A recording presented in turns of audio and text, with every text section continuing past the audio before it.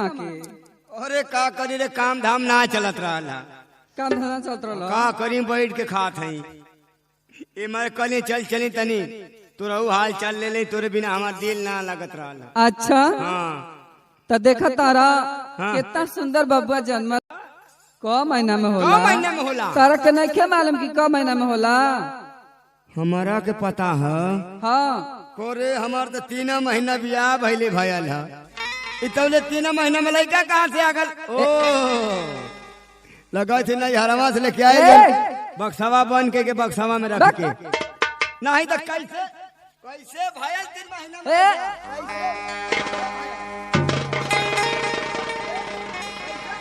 अरे बाप बाप, अरे जान ले बा का हो? जान ले बा, तू हमार जान ले ले कोई तोहरे ना तोहरा के ना पड़ल बा? हई। हाँ अरे सारा हमारे पड़ल हई। औरी का? ये बता 3 महीना में लड़का कैसे भयल? कैसे भया? भले 3 महीना मार बियाह हमारा भल 3 महीना बिहवा तब वो 6 महीना में। अरे 3 महीना का बबुआ बा ना? 9 महीना हो गई। पागल भइल है, हम अपन खाली जोड़ब। अरे 3 महीना रुक, एक फैसला प्रधानवा करी। तो बोलाए प्रधान जी के वे फैसला करिए। प्रधानवा बोला। हाँ प्रधान जी के बोलाई। ए प्रधानवा, प्रधानवा, अरे मर्दवा जिता दहली जाता, ये बड़ा बेहिसाब रहा था। क्या बात है बतावा? अरे प्रधान जी नमस्कार। नमस्कार भाई नमस्कार। कब अइले हो?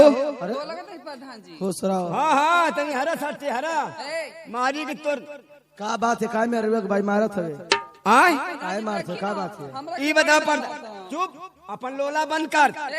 हमको कहे था प्रधान जी से प्रधान। मरबू अब ना। का बात है बताओ? गुरु हमसे बताओ, फैसला कर दे। ए 3 इंची घिसरा जेबी अब्बा। अच्छा ये बता, खा ले जान जाइए। मुंह चुकरिए जौन अब इन ले रहा 3 महीना का लड़का बक्सा में लेके घूमत हिया। का बात है बता? प्रधान जी देखा, हमार बियाह भइले 3 महीना भयल। तू आर कसम खा के कहा था तू जल्दी चली जा, हमन का फैसला कह के घर है। तू का पूछला? हम तो जाने ऊपर हमके ना वो प्रधान जी, तू चल जे बात ऐसा प्रधान के मिली कहाँ? का बात है बताओ? अच्छा ये बताओ प्रधान जी, 3 महीना हमारे बियाह भयल है और तबले कहा 3 महीना का लड़का वो लेके घूमत हिया। अब बतावा हम कई मुंह दिखावे लग रहा? देखा तोरे काले का मतलब कि लड़का दूसरे का? एकदम एकदम प्रधान जी तू सही, एकदम सही पकड़ लेला। ई लड़का लगा हमके नैरे में से लेके आई बक्सा में बन के का प्रधान जी? देखी ना ई बबुआ के मुंह देखी ना करा के पड़ल बा कि ना पड़ल बा? प्रधान हाँ कहो। तू चिन्हबा? प्रधान जी हमरा के जब से आइल बा खाली मारत काय नती आई। मारते भाई? काय मारते? ये बतावा तू 3 महीना में लड़का हो जाई? अब हम फैसला कर देते। काहे इतना घबरा लो? तू हो जाई बतावा? नहीं 3 महीना में होई तुहरे? नहीं। करे कैसे भाजब तुहरे ना होईता? कैसे भइल फैसला का के जाइबा तुहरी बहन की? ए प्रधान जी के गाड़ी दिहल जाला जी। नहीं पूछा दे प्रेम से प्रधान जी।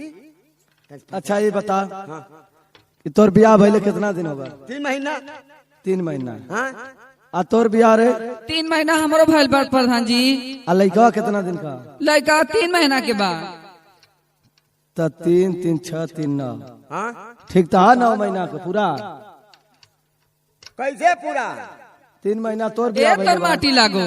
3 महीना तार बिया भइल आ 3 महीना हमार आ 3 महीना के लड़का का? बबुआ बा त ना भगल 9 9 महीना। महीना होगा। अरे प्रधान जी मर्दवा माहू पगलाइले रहली है। सही है, सही गलत ना तो मैं सही है। शाबाश ई झूठे के बेटा। हमारा के मारत आई। नहीं, हम कहते शाबाश हमार बेटा। ए प्रधान बड़ा जल्दी फैसला कैला हाँ मिठाई उठाई लिया के साझे किया ऐसा गया। ना कि हम के 12-13 हजार रुपया दिया वादा दिवा दे भाई। माला हम लड़का हमार लड़का कौन लैट्रिन में जाए कुल्ला करे? आ सुन हाँ देख ए प्रधान इस जी सरकार में, हाँ मोदी जोगी की सरकार में इस समय बहुत तेजी से फार्म भरा था हाँ हाँ हाँ हाँ आवास खातिर। हाँ आ पक्का की आवास आ जाये तो गांव में बेरे जना दे सबके कि बलाके पर जाके आ सब फार्म भरवा ले अपना बलाके पर कि विकासे पर? अरे विकास ए प्रधान जी एकरा के समझा दे कि अब से हमरा किना ना मारी।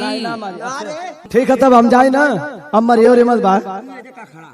अच्छा ठीक है। जा अच्छा ठीक है। ए बाबू छूट गया। जना दिए जरूर से। हाँ ओके हम जना दे। फार्म भरा था। फार्म भरा था आवास मिली, लटरिंग मिली, मिली, आवासों मिली। आवास मिली। अच्छा प्रधान जी, हाँ, प्रधान जी। हाँ प्रधान जी जा का हो बाबू छूट गला नहीं हो अभी तो जगते बा ला तनी तू के खिलाला दा जल्दी से एक सुता दे, चल जोड़ खाए चल जा। खाली हर घड़ी अंडे बंडे बात करेला तो दे माऊ लइका खिला ले। हेलो तोरे लइका बा ना आवा ओ लाल, आवा आवा ओ 3 महीना में पैदाइश लाल। एक नाम का रखी रे अमरीश पुरी ना हो हाँ गोविंदा अरे करीब माई के गोविंदा।